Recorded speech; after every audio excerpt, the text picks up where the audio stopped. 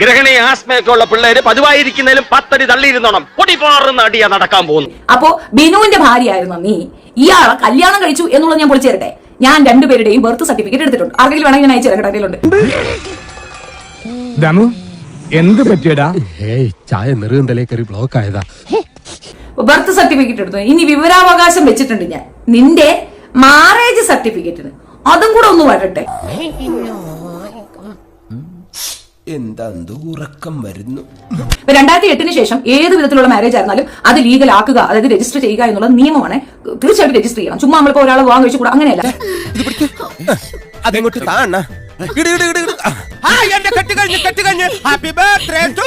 അത് വന്ന് പഞ്ചായത്ത് രജിസ്റ്റർ ചെയ്യുന്ന നിയമമുണ്ട്. അപ്പൊ ആ നിയമപ്രകാരമാണെങ്കിൽ ഇവിടെ അത് ചെയ്തിട്ടുണ്ടാവും. അവൻ മരിച്ച ശേഷം ഇതിനെങ്ങനെ ആക്കാനായിട്ടുള്ള എന്തെങ്കിലും കൊടുത്തിട്ടുണ്ടോ ഇല്ലെന്നോ അതിനെ പറ്റി എനിക്കറിയത്തില്ല. ഇനി നീ എങ്ങാനും മാരേജ് സർട്ടിഫിക്കറ്റും ബർത്ത് സർട്ടിഫിക്കറ്റും വെച്ച് നോക്കുമ്പോഴും ടാലി അങ്ങോട്ട് ആകുന്നില്ല. അപ്പോ കൂടെ ഉള്ളത് ബിനുവിന്റെതാണോ അതോ ഈ പറയുന്ന സുധിയുടെ ആണോ എന്നുള്ളത് നീ തെളിയിച്ചിട്ട് ഇൻഷുറൻസ് കാശിന് പോയാൽ മതി. അത് നീ തെളിയിക്കേണ്ടി വരും. ആ ഇൻഷുറൻസ് കാശ് നീ എടുക്കണമെന്നുണ്ടെങ്കിൽ ഈ ചെറുക്കന്റെ DNA ടെസ്റ്റ് നീ എടുക്കണം. കാരണം ടാലി ആകുന്നില്ല, ഡേറ്റ് ബേസിലെ ടാലി ആകുന്നില്ല. കൊച്ചിന്റെ ബർത്ത് സർട്ടിഫിക്കറ്റ് വെച്ച് ഞാൻ മാച്ച് ചെയ്ത് നോക്കി. നീ ബിനുവിനെ വിവാഹം കഴിച്ചതിന്റെ കാര്യം അവിടെ പള്ളിയിൽ ഉണ്ടാവുമല്ലോ, അതും എടുത്തിട്ടുണ്ട്. അപ്പൊ അതും ഇതും കൂടെ വെച്ച് തട്ടിച്ചു നോക്കുമ്പോ കൊച്ചിന്റെ അച്ഛൻ ആരാണെന്നോ അതിനകത്ത് വെത്താം. ഇനി നമ്മൾ എന്ത് ചെയ്യുമല്ല കല്യാണമാണ്, അതുകൊണ്ട് എന്റെ കഴുത്തെ താലി കിട്ടില്ല, സ്വിച്ചയുടെ മാത്രമേ താലി കിട്ടിയിട്ടുള്ളൂ. സത്യമാണ്. അദ്ദേഹത്തിന്റെ പേര് ഞാൻ പറയാൻ ആഗ്രഹിക്കുന്നില്ല. അത് ഞാൻ പറഞ്ഞോടി, ഞാലിയാംകുഴി വിനു എന്നാ പാസ്റ്റർ. എനിക്ക് നീ മതിയായിട്ടില്ലല്ലേ? പാസ്റ്റർ കെട്ടി കൂടെ കയറിയാല് തന്തയ്ക്കും തള്ളയ്ക്കും ജോലിയൊന്നും ചെയ്യേണ്ട, ഇരുന്ന് തിന്നാന്ന് വിചാരിച്ചു. കൂടെ ചേച്ചിയെ ഹസ്ബൻഡിനെ അങ്ങോട്ട് തള്ളി കയറ്റാം. എന്നെ അത്രയ്ക്ക് കുത്തിയിട്ടുണ്ട്. എനിക്കും ആ ബന്ധം താല്പര്യമില്ലാത്തതുകൊണ്ട് ഞങ്ങൾ ആ ബന്ധം ഉപേക്ഷിച്ചു. സോ എന്താ പറയാ, അതെന്ത് ഓൻ കൊള്ളൂലായിരുന്ന എന്തുറ്റി കാര്യം പറയടി, ചുമ്മാ കഥ കേൾക്കാനെ കൊണ്ടാണ്. ആദ്യകാലത്ത് ഇറങ്ങിയ കാസറ്റിൽ 2 കുപ്പിയായിരുന്നു. ഇതിങ്ങനെ പറഞ്ഞു കൂടി വരും. നീ ഏതായാലും പറയും, ബാക്കിയോടെ പറയും. ഞങ്ങൾക്ക് നിന്റെ കഥ കേൾക്കാണ്ട് മുട്ടിയിരിക്കുക. എന്താടി കാര്യം പറ. അതിനുശേഷം എന്താ പറയാ, അദ്ദേഹം എന്നെ കുറ്റം പറഞ്ഞില്ല, ഞാൻ അദ്ദേഹത്തെ കുറ്റം പറഞ്ഞു. അദ്ദേഹം പറഞ്ഞോളൂ. അദ്ദേഹം നന്നായിട്ട് പറഞ്ഞിട്ടുണ്ട്, നല്ല രീതിയിൽ പറഞ്ഞിട്ടുണ്ട്.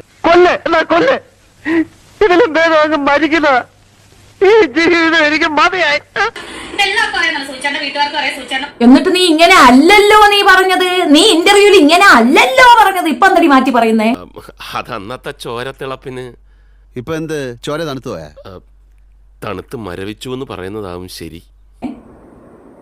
എല്ലാവർക്കും അറിയുന്ന കാര്യമാണ്. അതിനുശേഷം ഞാൻ രണ്ടാമത് സൂചിച്ചേട്ടനെ നിയമപരമായിട്ട് കല്യാണം കഴിച്ചു. അദ്ദേഹം മരിച്ചപ്പോ ഞാൻ വിധവയായി. ഇപ്പൊ ഞാൻ ഇതുവരെ വേറെ ആരെയും കേട്ടില്ല.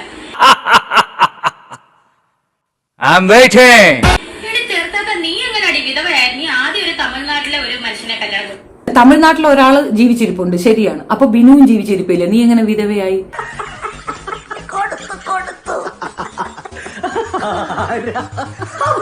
വെടക്ക് മുതലേ 4-5 ആണുങ്ങളുടെ കയ്യിൽ ചുറ്റി തിരിഞ്ഞ് നടക്കണം നീ വിധവ എന്ന് പറയുന്നുണ്ടെങ്കിൽ, ഇവിടെ ഇങ്ങനെ ഒരു റെക്കോർഡോ റിപ്പോർട്ടോ ഇല്ലാത്ത എനിക്കിപ്പോ വിധവ സർട്ടിഫിക്കറ്റിന്റെ ആവശ്യമില്ല. ഇങ്ങനെ തന്നെ വേണം. ഞാൻ വിധവയാണ്, എനിക്ക് ഇത്രയും വസ്തു വേണം, അല്ലെങ്കിൽ എനിക്ക് വീട് വേണം, എനിക്ക് അത് വേണം, എനിക്ക് ഇത് വേണം. വിധവയാണ് ഞാൻ. ചുണിച്ചേട്ടൻ നിന്നെ കൂട്ടി കൊടുത്തിട്ട് ജീവിക്കുന്ന കുറെ പരാഗജീവികൾ നമുക്ക് ചുറ്റുമുണ്ടല്ലോ. അവളുമാരോട് പറയുന്നതാണ്, തൊട്ടത് ആരെയാണെന്ന് വരും ദിവസങ്ങളിൽ നിനക്കൊക്കെ മനസ്സിലാകും. പാമ്പിനെയാണ് നീ നോവിച്ചത്. അതും വെറും പാമ്പല്ല, മൂർഖൻ. അതും വെറും മൂർഖനല്ല, കരിമൂർഖൻ. ബിനുവിന്റെ കൂടെ ജീവിക്കുമ്പം വീണയുടെ കുടുംബം കലക്കി ഇവളുടെ ജീവിതത്തിലേക്ക് കുത്തിക്കയറുക മാത്രമല്ല, ദാസിന്റെ കുടുംബം കലക്കി, പ്രതീഷിന്റെ കുടുംബം കലക്കി, ഏത് ആണുങ്ങളോടെ ഇവള് ചേർന്നാലും കുടുംബം കലക്കും.